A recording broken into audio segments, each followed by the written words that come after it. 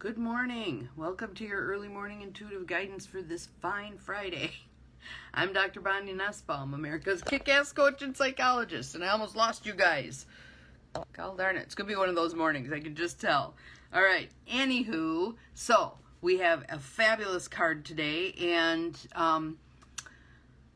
this message has been niggling at me for days now, and I'm offering it to various people. And I'm thinking, okay, somewhere here it's meant to come to all of you who watch.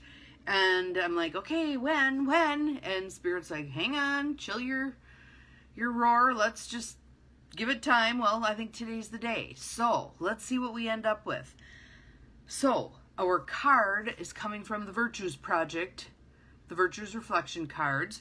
And our virtue for today is compassion. Compassion. And then I'm going to read to you a little excerpt from The Art of Racing in the Rain, which is a kick-butt novel by Garth Stein, and may end up being a book club book at some point. Good morning, Mara. Welcome. Glad you're here. I think someone else snuck in and it didn't show me who you were, so I'm glad you're here. So, compassion. Let's talk compassion today. This just is so fitting for all kinds of things that are going on, but let's see how it comes across, all right? And then I'd love some feedback, all right? Compassion. Compassion is deep empathy for another who is suffering or living with misfortune. It is understanding and caring and a strong desire to ease their distress. And we're going to get into some interesting stuff here, guys. Compassion flows freely from our hearts when we let go of judgments and seek to understand. Our compassionate presence helps people to know they are not alone. Sometimes they don't need us to fix anything. They only need to be heard with compassion so that they can connect to their inner wisdom. We need our own compassion as much as others do. Whether a silent prayer or a gentle touch, compassion is a priceless gift. The quote is from the Dalai Lama. If you want others to be happy, practice compassion. If you want to be happy, practice compassion. Brilliant man. The practice of compassion. I notice when someone is hurt or needs a friend. I feel empathy for the pain of others. Notice that it says empathy, not sympathy. So you can resonate with their pain, but you're not in their pain with them. Okay, that doesn't help them. I take time to reach out to those who are in need. I care for others by listening deeply, and that's going to lead to our reading for today. I refrain from judging. I don't know about you guys, but boy, I need work on that front. And I have compassion for myself. I am thankful for the gift of compassion. It stirs my heart. So, The Art of Racing in the Rain. This is a novel about a man who is living a very difficult life. His wife has cancer. He's got a little girl. His in-laws are thinking he's not doing a good enough job as a husband and a dad. He is also on the side, he's a mechanic, but on the side, or a customer service person, but on the side he's a race car driver. And so there's a lot of racing analogies in here, which I love because I grew up around a racetrack and I actually was an assistant flagman for a year or two when I was in high school. Hi Cindy, welcome, glad you're here. But this is told from the dog's perspective. Good morning Jerry, glad you're here. So these are the dog's words. The dog is, the part that this is talking about is the man's wife just ended up in the hospital being diagnosed with brain cancer. He's sitting outside the hospital in the parking lot with the dog because he had taken the dog when they took her to the hospital. And his best friend shows up to get the dog and take the dog back home so that the man can be at the hospital with his wife. And the dog is overhearing the conversation between these two men. And the dog believes that after several incarnations of being a dog, he gets to be a human. And so he's talking about what he's witnessing from his dog perspective with aspirations of becoming a human. Here's why I will be a good person. Because I listen. I cannot speak, so I listen very well. I never interrupt. I never deflect the course of the conversation with a comment of my own. People, if you pay attention to them, change the direction of one another's conversations constantly. It's like having a passenger in your car who suddenly grabs the steering wheel and turns you down a side street. For instance, if we met at a party and I wanted to tell you a story about the time I needed to get a soccer ball in my neighbor's yard, but his dog chased me and I had to jump into a swimming pool to escape, and I began telling the story, you, hearing the words soccer and neighbor in the same sentence, might interrupt and mention that your childhood neighbor was Pele, the famous soccer player, and I might be courteous and say, didn't he play for the Cosmos of New York? Did you grow up in New York? And you might reply that, no, you grew up in Brazil on the streets of Tres Caracos with Pele, and I might say, I thought you were from Tennessee. And you might say not originally, and then go on to outline your genealogy at length. So my initial conversational gambit that I had a funny story about being chased by my neighbor's dog would be totally lost, and only because you had to tell me all about Pele. Learn to listen. I beg of you. Pretend you are a dog like me and listen to other people rather than steal their stories. That hit me right between the eyes. That was like whammo.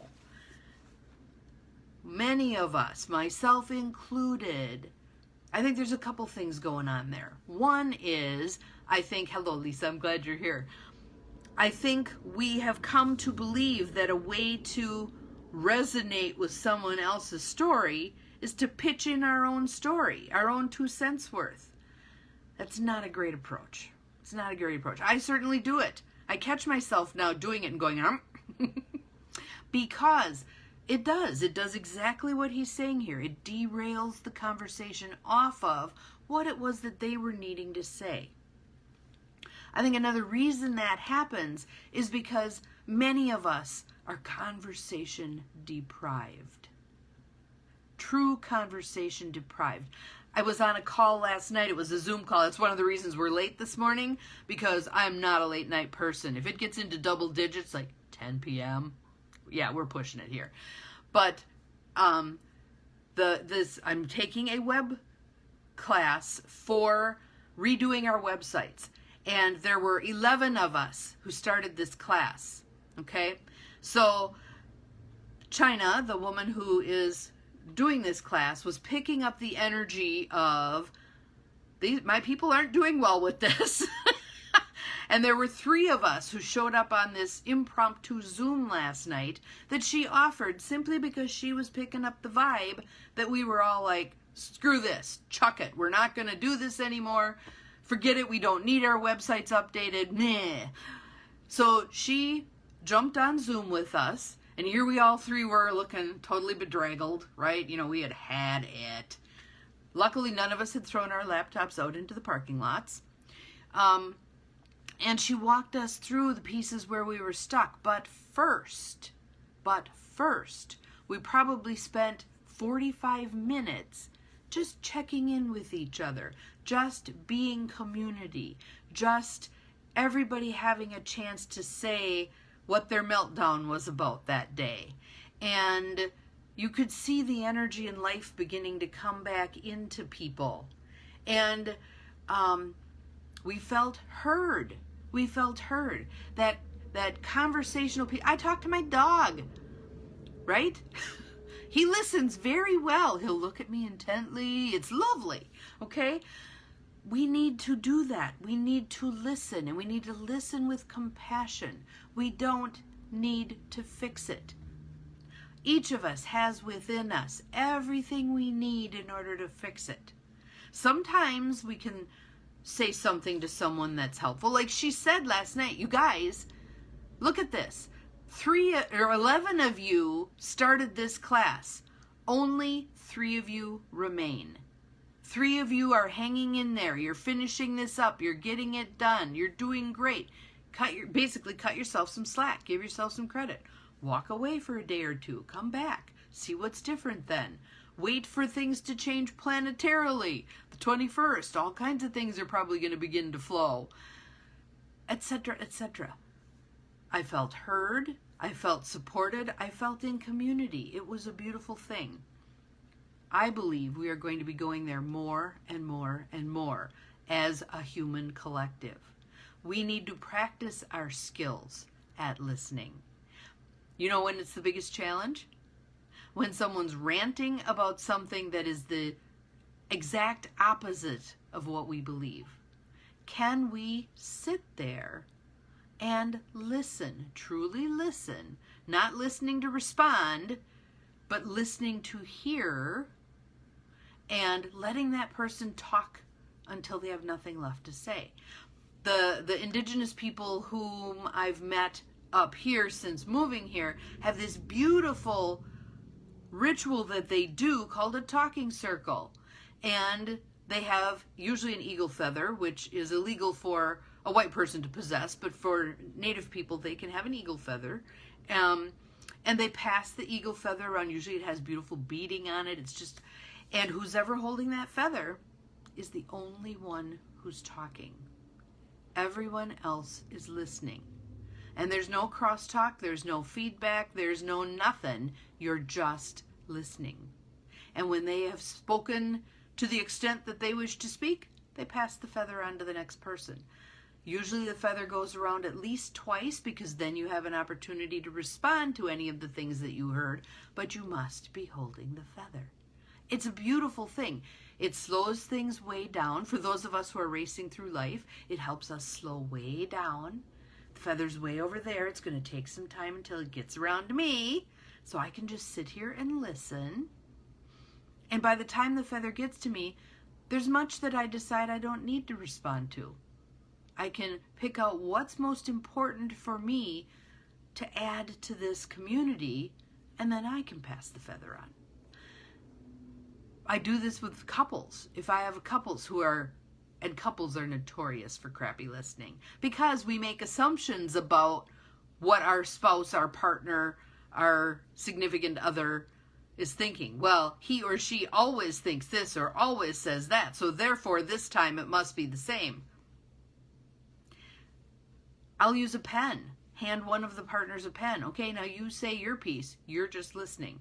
And a lot of times I have to do the op. You know, he's the one holding the pen or she's the one holding the pen.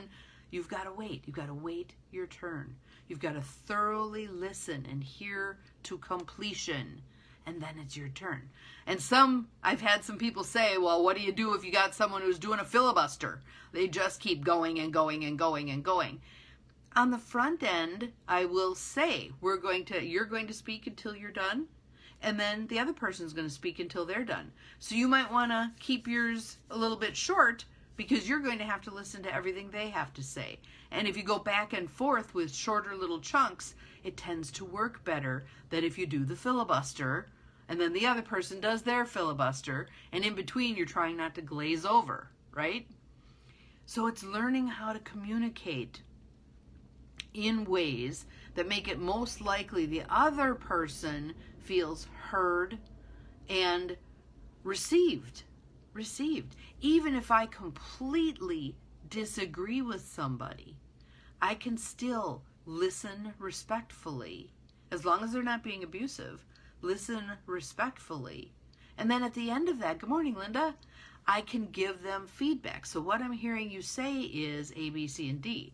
And there have been times when I've said to the other person, would you like to hear my opinion? And I have had people say no. Okay, fine. Then I'm not going to go there. I'm not going to waste my breath. As my grandmother would say, save your breath to cool your soup. It is what it is.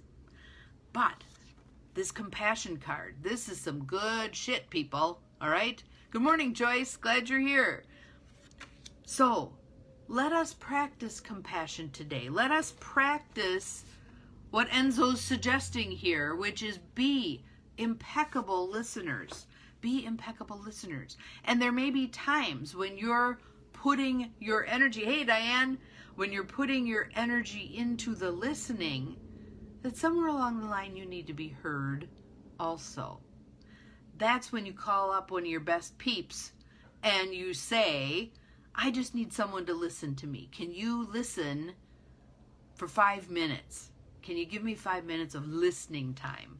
I've been listening. I got cauliflower ear. I just need to be heard now. Ask for what you need. So today we are practicing compassion. I'd love to have some of you go back and watch this again, because there's a ton of stuff in here. And we are in the middle of this huge shift, this huge energetic shift for our whole entire world. And we are moving away from, I read something yesterday, it made total sense to me. We're moving out of the Pisces era that we've been in, which has been about consuming and conquering and us versus them and all that stuff, and we're moving into what we sang about in the 70s, that age of Aquarius, which is going to be much more about collaboration, cooperation, compassion, all that good shit. All right? So that's what I'd like you to practice today, is compassion and listening, active listening. See what you can do. See how long you can go in a conversation before you say something. And then see if that could be something that encourages the other person to keep talking. Again, over time, you're going to need to be heard too. But it doesn't always necessarily have to happen in each conversation. All right? So hopefully this stirred some interesting thoughts. I'd love to hear your feedback on this stuff. This is the direction we're heading, people. So have a great day. We'll see you again tomorrow. Remember, you are capable of far more than you think you are, including compassionate listening.